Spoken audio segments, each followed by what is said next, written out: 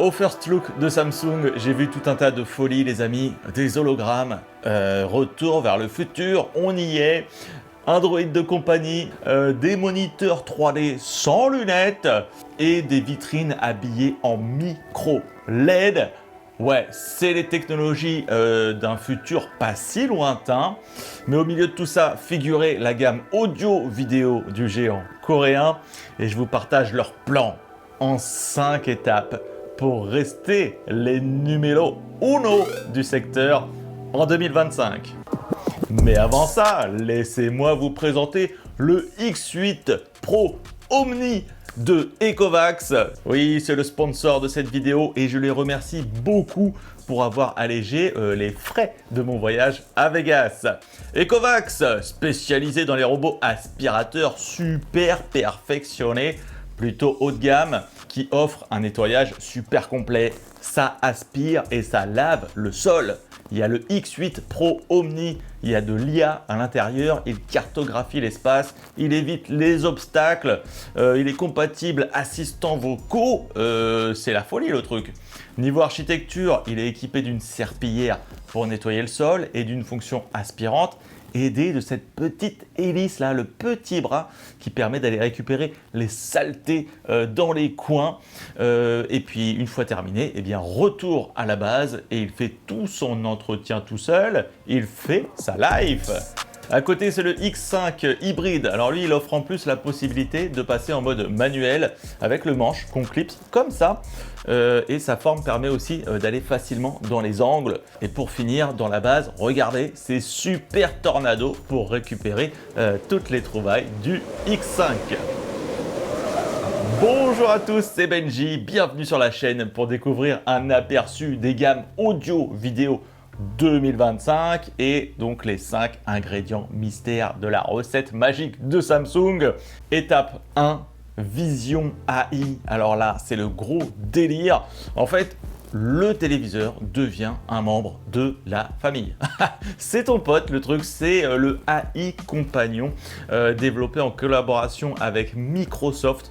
Il peut discuter avec toi des contenus que tu regardes, il t'en propose et fait une sélection adaptée. Voilà, il te fait gagner du temps. Il est capable d'identifier les personnalités dans une émission de télé. Donc si c'est un acteur, vous pourrez afficher sa filmographie, ses contenus associés, mais ça va encore plus loin. En fait, il y avait une démo où une vraie discussion se mettait en place entre le téléviseur et l'usager, l'utilisateur. Good evening, Callum. Pour établir un road trip dans Vegas et au fur et à mesure des échanges, eh bien, le téléviseur définissait le nombre de jours disponibles sur place, vos centres d'intérêt, votre budget et puis voilà, il vous proposait un itinéraire optimisé en fonction de vos jours, des visites, les restos. I'm trying to watch my weight. I'd like something light for lunch. In that case, you could try this popular sandwich shop. Le truc de fou. Et bien sûr, lui, il ne peut pas partir avec vous, le téléviseur, donc il vous envoie tout ça sur votre téléphone. Thank you. Alors, je vous pose une question, vraiment, est-ce que ça va pas trop loin tout ça? Je ne sais pas ce que vous en pensez de cette IA omniprésente et qui va bouleverser nos usages finalement dans le matériel. Là, le téléviseur, il prend une place énorme. C'est limite HAL dans l'Odyssée de l'espace. Le truc, il interagit avec vous, il vous parle. Je sais pas si on attend ça d'un téléviseur en fait. Moi, je sais pas. Hein. Je suis peut-être pas prêt encore, mais c'est peut-être ça le futur. Vous me direz. En tout cas, il y a d'autres trucs cool avec l'intelligence artificielle. Par exemple, il peut générer des sous-titres automatiques sur n'importe quel contenu de n'importe quelle langue. Voilà, donc ça c'est cool, c'est la fonction C3PO. Ça c'est pas mal, j'aime bien. Et puis sinon, il y a aussi de la génération d'images. Vous pouvez vous créer des fonds d'écran dans la partie art ambiante du téléviseur. Voilà, vous avez votre truc unique que vous avez généré vous-même. Côté performance, l'IA est également intégrée. Là c'est plus intéressant puisque les nouveaux processeurs vont l'utiliser pour améliorer l'image avec de l'upscale. Ils vont améliorer le HDR, la couleur, la luminosité, mais également le son avec différents modes d'adaptation spatiale ou d'amélioration des voix. Voilà, donc on a le NQ4 AI Gen 3 sur les téléviseurs 4K haut de gamme et le NQ8 AI Gen 3 sur les 8K. Glare free. Glare free. Glare free. De l'anti-reflet, les amis. C'est voilà, c'est l'étape numéro 2 de Samsung qu'ils vont appliquer sur tous leurs téléviseurs haut de gamme. Alors pour ceux qui ont dormi l'année dernière, il s'agit d'un revêtement mat qu'on avait découvert justement sur le modèle OLED flagship S95D qui supprime toutes les réflexions pour plus de confort. Et le concept a cartonné.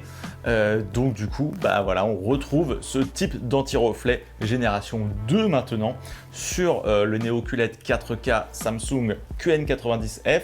C'est le mini LED flagship 4K et sur les Neo QLED 8K QN990F, QN900F qui sont les mini LED 8K du constructeur. Étape numéro 3, une étape très bien maîtrisée par Samsung, le style, le fashion style. Non, la gamme design, voilà, c'est The Frame, 5 millions d'unités vendues dans le monde quand même. Donc le téléviseur tableau va enfin bénéficier des dernières générations de dalles mini LED et mini LED 8K. Alors je mets une petite astérix sur celui-là, vous allez comprendre. On a le The Frame Pro qui est un mini LED 4K accompagné donc du dernier processeur NQ4 AI Gen 3 qui, regardez, à côté du modèle de l'an dernier, témoigne bien du boost de luminosité ou même de la gestion de la colorimétrie. Belle évolution. Alors, on n'a pas encore les prix et il sera disponible qu'à partir de 65 pouces. À mon avis, voilà, ce sera assez premium dans les prix. On a également le QN900F qui, sans le dire vraiment, est un frame mini LED 8K. Voilà, avec cette fois-ci un bord cadre métal. Voilà, c'est encore plus haut de gamme pour l'intégrer en mode tableau chez vous, sachant que vous pouvez également le mettre sur 2 pieds. Cela dit, sur ce modèle, je tiens à préciser qu'il n'y a pas de boîtier déporté pour la connectique. Elle se trouve au dos. Ce qui m'amène à l'étape numéro 4, l'intégration encore plus optimisée sur les modèles haut de gamme avec le nouveau boîtier déporté One Connect Wireless, c'est-à-dire sans fil. On le retrouve sur le The Frame Pro et sur le Neo QLED 8K QN990F.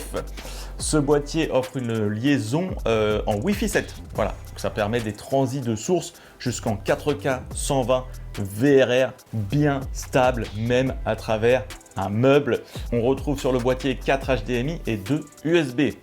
Pour revenir vite fait sur le QN990F, qui est en fait le super haut de gamme de Samsung avec son design Infinity comme l'année dernière en fait. Donc dalle ultra fine, pied central, regardez avec un petit miroir en façade, voilà pour donner on a l'impression que la dalle elle flotte par-dessus, c'est très raffiné. C'est le plus beau téléviseur disponible sur le marché à mon avis. Étape numéro 5 pour finir de vous séduire, la taille XXL avec l'arrivée du format 115 pouces dans la gamme QN90F qui est le Neo QLED 4K flagship. Donc vous allez avoir un 115 pouces avec de l'anti-reflet et avec les dernières générations de processing et de dalles mini LED 4K de Samsung. Ça promet une très belle grande image. À savoir que le modèle 8K QN990F sera proposé jusqu'en 98 pouces. Voilà, on a le compte, on a les 5 étapes, mais je ne vais pas m'arrêter là. Je vais attaquer maintenant la partie audio parce que Samsung vient défier Dolby Atmos. Avec Google et YouTube aussi en partenaire, ils ont développé un nouveau format audio spatial nommé Eclipsa Audio qui vise à offrir une expérience sonore immersive comme le Dolby Atmos ou le DTS:X. La particularité, il est open source. Il est donc libre de droit. Il peut donc être utilisé par n'importe quel créateur sur ses mixages sonores sans avoir à payer de licence. Il peut faire son mix en plaçant des objets sonores dans son espace, dans sa scène. Il peut jouer sur la position, sur la distance, sur la largeur, la profondeur. Le truc de fou, c'est que YouTube sera compatible. En fait, il va être capable de retranscrire ce format Eclipsa audio sur des produits compatibles, donc les téléviseurs Samsung et les barres de son. Barre de son, quoi de neuf? Alors, on a la nouvelle barre de son flagship du constructeur qui fait peau neuve, enfin peau neuve, nouveau revêtement sur le dessus, regardez ça, c'est strié sur la largeur, ça lui donne un look un petit peu plus moderne et quali que les anciennes générations. Il est équipé d'un nouveau caisson, regardez ça, il est plus compact et fonctionne en push-push. Enfin, on retrouve nos deux satellites pour finir la bulle à l'arrière, qui eux ne semblent pas avoir évolué. Samsung accueille une nouvelle barre de son dans sa gamme Home Cinema, c'est la Q700F. C'est un concept qui va permettre de la positionner aussi bien au mur, sous le téléviseur, en fait en prolongement du télé, ou à plat sur votre meuble sous le téléviseur. Voilà, donc son architecture en fait permet de la pivoter sans perdre en qualité. Celle-ci est vendue avec un caisson de basse, mais pas de satellite à l'arrière. Vous pourrez bien sûr la faire jouer en Q-Symphony avec votre téléviseur, mais aussi avec des Music Frame, c'est les enceintes cadres photo de Samsung qui peuvent être ajoutées en tant que satellite à votre barre de son ou juste à votre téléviseur. Allez, petit bonus techno du futur, les micro LED étaient toujours présents avec un sublime 21/9. Alors, rien de bien nouveau de ce côté-là. Mais alors à côté, on avait un micro LED RGB. Qu'est-ce que c'est que ce truc encore? Alors, ne vous y trompez pas, il s'agit en fait d'une dalle mini LED RGB, comme nous avions pu les découvrir sur le stand de Hisense ou encore TCL. En fait, c'est un rétroéclairage à base de mini LED, où chaque mini LED est composé de 3 diodes, une rouge, une verte, une bleue, mais elles ne sont pas auto-émissives comme sur le micro LED. Elles sont intégrées dans le rétroéclairage d'une dalle LCD. En tout cas, le proto, waouh, il a fait son effet. La profondeur des couleurs, c'est absurde. Ça veut dire qu'on n'a jamais vu un truc pareil. D'ailleurs, Hisense nous a partagé les specs de ce type de technologie qui dépasse les performances du QD OLED dans la couverture colorimétrique. Le châssis, c'était un proto, c'était une maquette, mais ça nous permettait quand même de voir à quel point cette technologie permettait d'obtenir une dalle fine. Mais quand même, les angles de vision étaient un petit peu perfectibles. On est bien avec un rétroéclairage. Allez, enfin, rayon vidéoprojecteur, où on a cette petite enceinte. Enfin non, c'est pas une enceinte, mais ça ressemble à une enceinte multiroom. Et en fait, c'est un projecteur, c'est le The Premiere 5 ultra courte focale, triple laser Full HD, qui permet d'afficher une image jusque 100 pouces. Il est également livré avec un support et une petite caméra qui permettent à la fois de projeter sur une petite table et de jouer à des jeux tactiles. Voilà, je ne sais pas si cette fonctionnalité est recherchée, mais bon, il l'a. Voilà, sinon en projection, il y avait également toute la gamme The Premiere, les freestyle qui étaient bien représentés. Voilà, le seul truc que je peux vous dire, c'est que le modèle 8K, j'ai eu droit à une petite démo, c'est une dinguerie. Allez, on termine avec un petit mot côté moniteur 3D sans lunettes, parce que je sais que vous allez me demander comment ça marche, Benji. Bah écoutez, c'est n'importe quoi. Franchement, j'ai halluciné sur ce concept. Enfin, c'est même pas un concept, hein, le produit est fini, mais c'est pas prévu pour tout de suite chez nous en tout cas. Le moniteur, il est capable d'upscaler un contenu 2D en 3D. Genre, vous regardez Netflix, vous mettez une série, Friends ou un film, eh bien, l'image va prendre du volume, du relief. C'est super impressionnant. Moi, je pensais que c'était des contenus vraiment en 3D qui nous montraient, mais non, c'était de l'upscale. Alors, il y avait quelques petits artefacts avec la gestion des plans avant-arrière qui s'entrechevauchaient.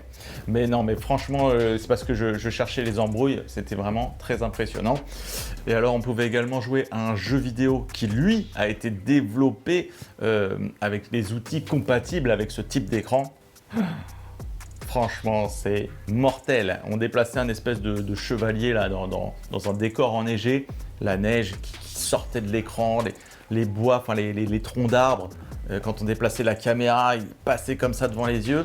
Et alors le truc qui m'a le plus impressionné finalement, c'est que quand on se déplaçait un petit peu comme ça, eh bien en fait on déplaçait le regard dans le décor. Ça veut dire qu'on pouvait voir ce qu'il y avait derrière le perso comme ça. Franchement, j'ai fait waouh, le truc est vraiment super efficace. qu'est-ce que vous attendez pour le mettre sur des téléviseurs 55-65 pouces? Bon, après, le truc, c'est pour une seule personne, hein. C'est-à-dire qu'il y a un eye tracking et donc il fait le truc pour une personne. Voilà les amis, j'ai fait mon petit rattrapage des news Samsung 2025. En ce qui concerne les prix, les dates de sortie, il y aura une annonce plus tard dans l'année, autour du mois de mars. Donc restez connectés, abonnez-vous. Merci beaucoup pour le soutien. Oui, j'ai pas parlé des modèles OLED Samsung dans cette vidéo puisque j'en ai fait une dédiée juste ici sur le sujet. Je vous dis à très bientôt.